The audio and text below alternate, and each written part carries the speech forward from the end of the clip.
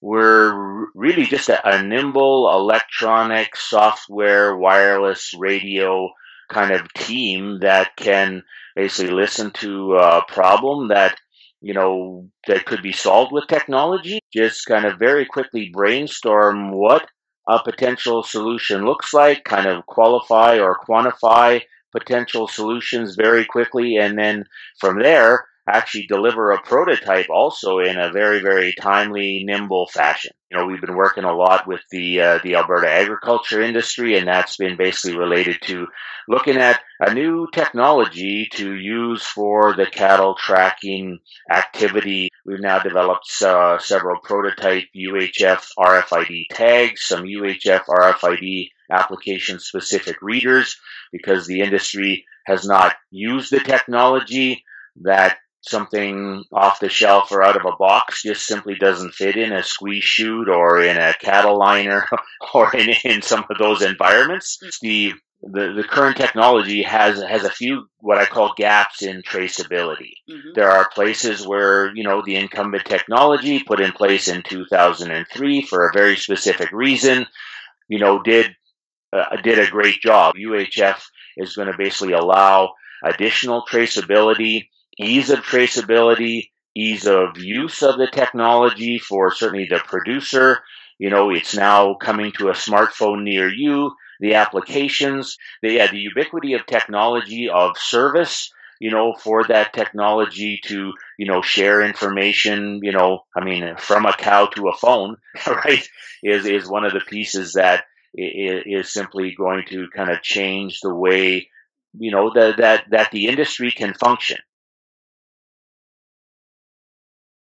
It's going where, no one has kind of gone before. And that has to start with kind of imagination, right? I mean, someone says, hey, I'm trying to do something. I'm trying to fix something. I'm trying to build something. This is broke. This doesn't work as good as it should. It doesn't do what I want it to do. Mm-hmm. It's like, oh, well, we can design something that will fix that problem. Oh, man.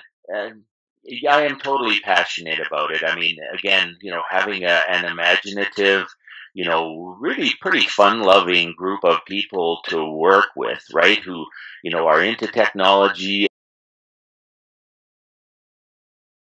Well, again, it starts with that sort of early stage imagination and brainstorming. As soon as it comes down to starting to look at the actual problem, we immediately, bring at least two people into a conversation, right? I mean, I'm just such a great believer in other sets of eyes and ears, right?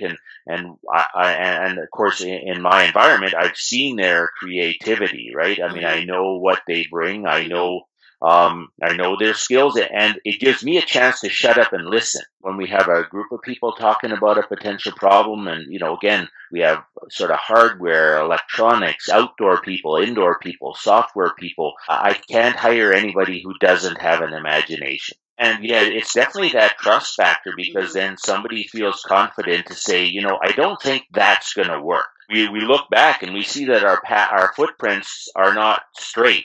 So we get to the end of our journey, there's nothing, nothing has not been overturned, right? Every rock has been dug up.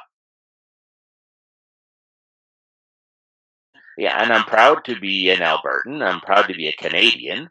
I'm proud to say that I do research in Alberta.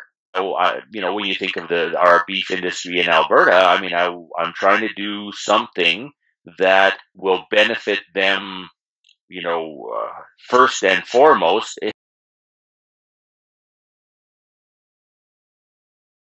Yeah, well, sometimes the visibility sometimes is a little bit scary. It feels like that you're either then on the verge or you're already starting to make a difference.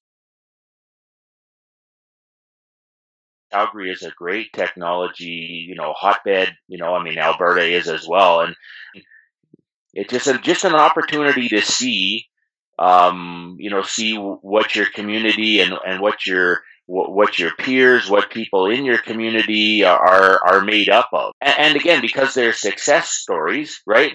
They're like, wow, it's worth, riding along. we're not scared to tackle tough challenges.